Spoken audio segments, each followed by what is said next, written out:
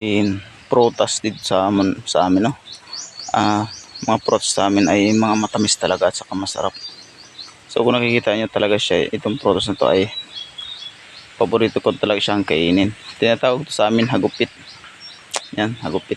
Ang dahon pala nito ay dati ay ginagamit naming panglinis sa kaldero. Ito, ano siya?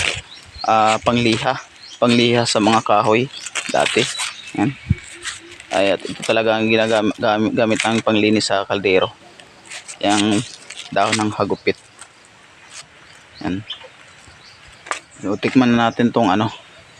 Papakita ko lang sa inyo kasi yung iba dito ay hindi talaga alam na itong kahoy na to ay nakakain ng bunga. Ang makikilala mo siya hinog kasi yung mga hinog niya, kung nakikita nyo, ay violet na. Yan, mga violet na siya at saka napakaraming bunga talaga. Yan. Masarap talaga siya kainin. Yan. Pag hinog na siya, malambot na siya.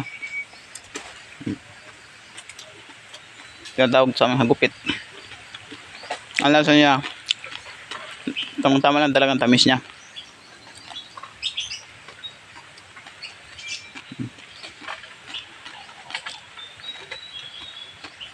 Masarap siya kainin.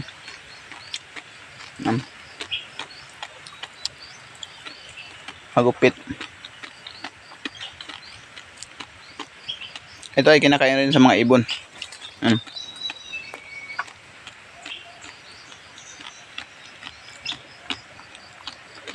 Tumutunog siya yung pag inununguya mo siya yung kanyang buto, no?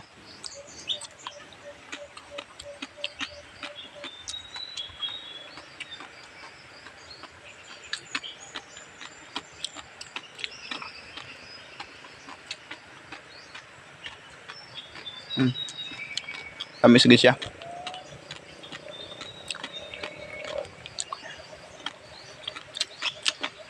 Follow and share lang sa aking mga video, mga kasipag.